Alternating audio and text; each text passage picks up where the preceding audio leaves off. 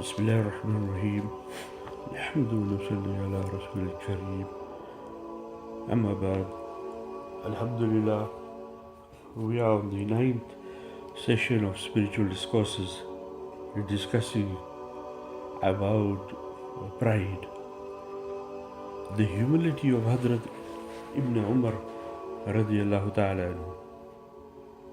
A visitor once came to Hadrat Abdullah bin Umar radiallahu ta'ala anhu during the night while he was busy writing under a lantern.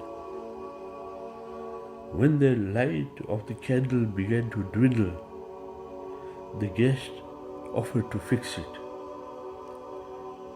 Hazrat Abdullah bin Umar radiallahu ta'ala anhu said, "It is contrary to good manners that a person takes service from his guest." The guest then asked if he should awaken the slave. Hazrat Abdullah bin Umar radiallahu ta'ala anhu replied, "No, he has fallen asleep." Consequently, Hazrat Abdullah bin Umar got up himself and poured oil into the lantern. The guest then asked, "Why did you undergo such trouble when I was available?" Hazrat Abdullah bin Umar radiallahu ta'ala replied, "I was Ibn Umar then, and I am Ibn Umar now as well." Pouring oil into the lantern did not diminish my rank in the least. In fact, Allah loves those who are humble. Here, Alhamdulillah, we can learn many things from this story. First of all, let us understand what has happened. A person visits Hazrat Abdullah bin Umar radiallahu ta'ala who was busy writing. So what we can learn from this very clearly is that the art of writing existed during the time of Sahaba Ikram radiallahu ta'ala majma'in.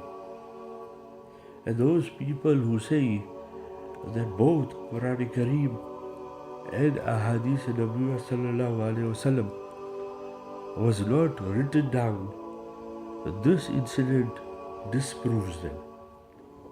Because those people, these kuffar and orientalists, mushrikeen, they say no, the art of writing did not exist. How was the Quran written? How was the Hadith written? Because we also know very clearly that Hadrat Abu Hurairah radiallahu ta'ala anhu, who narrated over 5,400 hadiths of Nabi Akram sallallahu alayhi wasallam, he should write the hadiths. Because when someone queried a hadith after he had narrated it, he stated, "Let us go home. I've got a casket. I've written it there. We'll check it out." So they went. They opened the casket. They took out what was written and they verified it. So Alhamdulillah, that proving the art of writing existed. So there's no such thing as Quran was hearsay, Hadith was hearsay. No, it was written during the time of Nabi Akram sallallahu alayhi wasallam.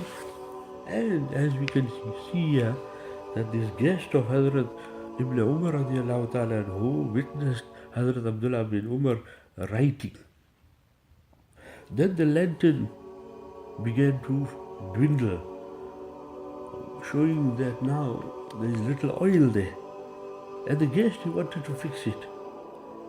Hazrat Abdullah bin Umar radiallahu ta'ala said, "It is contrary to good manners that a person takes service from his guest." Now, this also has become something that we should pay attention to. When our guest comes, he is the guest. Do not extract work from him. Do not tell him that while you're here, can you check my car?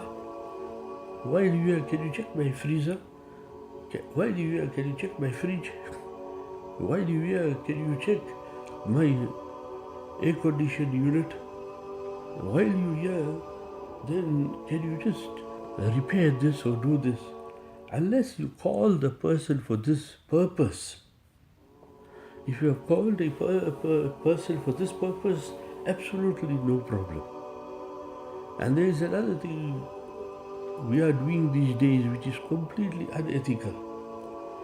That when we deal with Muslim brothers who are artisans, who are even professional people, and who are tradesmen, then we want a very huge discount.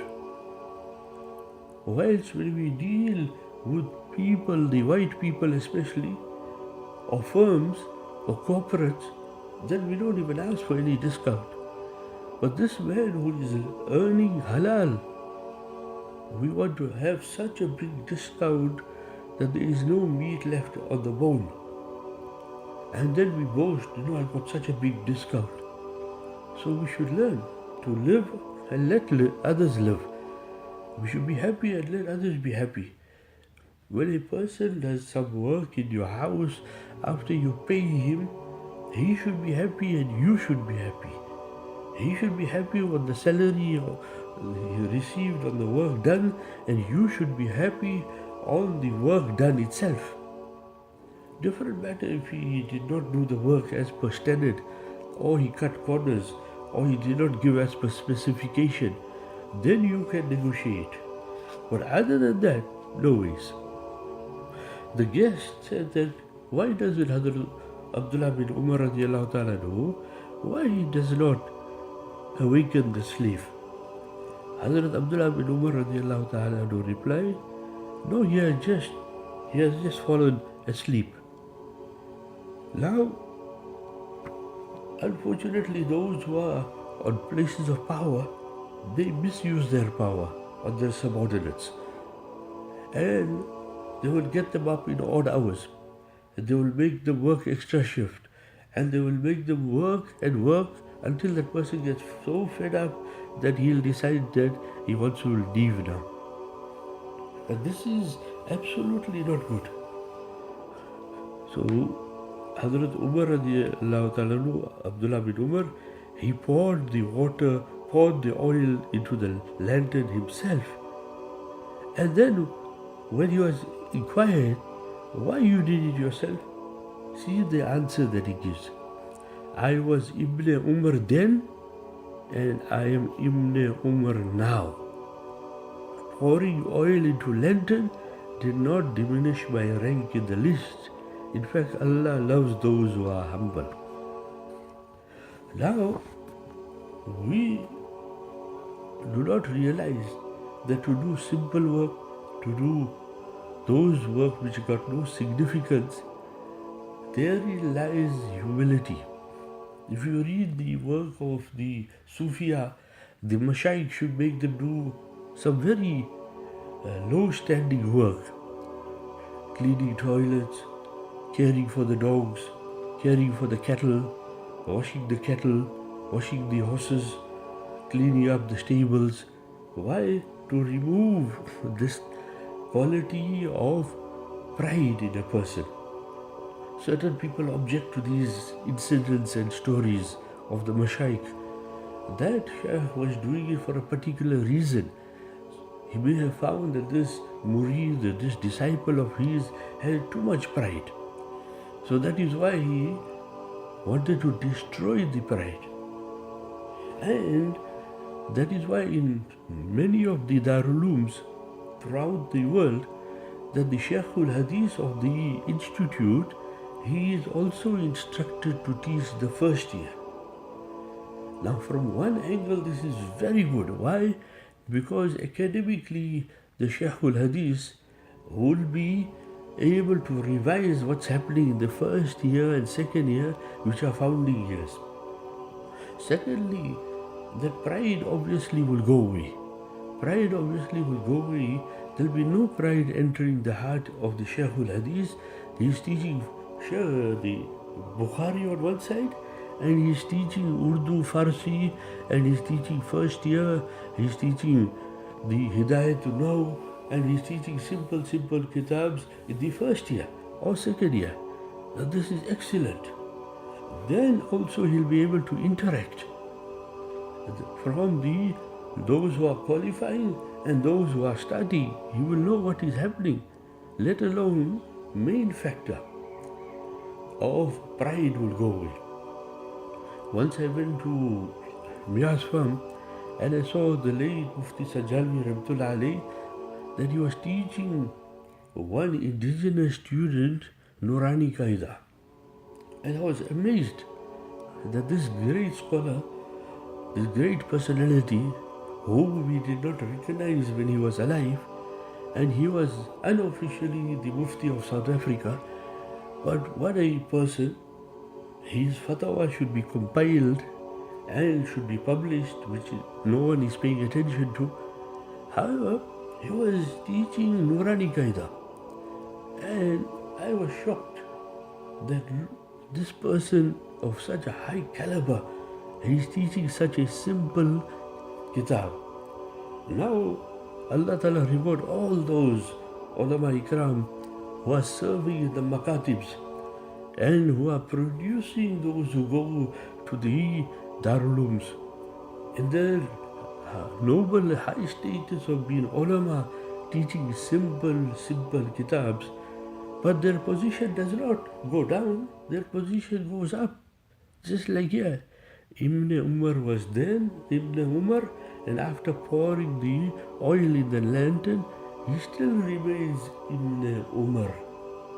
Now, we know fully well, Nabi Akram Sallallahu Alaihi Wasallam, that even he should patch his clothing, even he should mend the shoes, even he should do some daily chores in the house. Why? Simplicity. And simplicity has left us. Simplicity has gone through the door, window, everything. We do not want to do anything. We do not want to touch. We do not want to sweep the floor. We do not want to do those things which are simple. We do not want to eat simple. We do not want to sleep simple. We do not want to behave simply. We do not want to talk simply. We do not want to live our entire life with simplicity. And that is why humility is coming out. When humility comes out, there has to be a replacement. When humility comes out, the natural, obvious replacement is pride. Pride comes in. And that is why the person, he will have pride and arrogance. I've seen my Ustad, Hazratul Ustad, Allama Sayyid Palampuri, Dawood Barakatuhum, who was the current Shaykh al-Hadith of Darul Deoband, that when they were having the Satsala, the 100-year function, then he was climbing one tree and had an axe in his hand and chopping out some branches which they required to utilize. So when I was looking at that, I was saying, this Ustad, at that time he was the Ustad teaching Tirmizi, and what a high position, teaching Tirmizi in Darul Deoband, but doing such a simple act. Meaning there is no pride or arrogance in their heart. Anything everyone was asked to do, all the Asatiza were doing it. Some of those activities were looking very simple, but no one objected, everyone was doing it happily.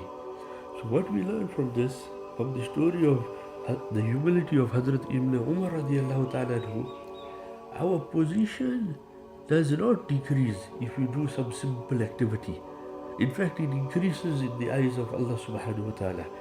Our status will not decrease if you do a simple act of sweeping the floor, or picking up the garbage, or cleaning an area, or helping the women folk at home in simple chores. Nothing will decrease. In fact, your status will increase. Why your status will increase? Because pride has been removed, and pride is the destroyer of iman, destroyer of character, destroyer of personality, a destroyer of everything. May Allah Ta'ala grant us ability to do simple things and bring our life on the line of simplicity. Wa akhir da'wana alhamdulillahi rabbil alameen.